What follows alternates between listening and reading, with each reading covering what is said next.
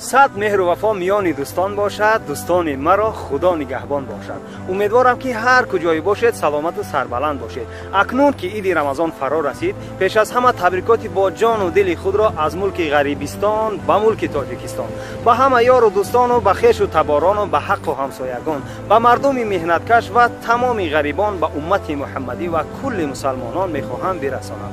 عید مبارک.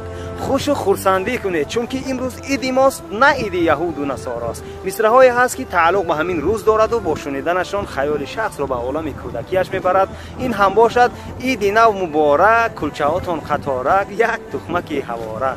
عجب دنیایی بود ایام کودکی. نورسیمان در دبستان و سر و صحرا گذشت، گاه سیر و گاه گشنه با دویدن ها گذشت. عید سید رمضان مبارک. السلام علیکم و رحمت الله. Let's enjoy this happy day. Eid Mubarak, come on, let's celebrate, celebrate. Let's celebrate. Allah, Allah.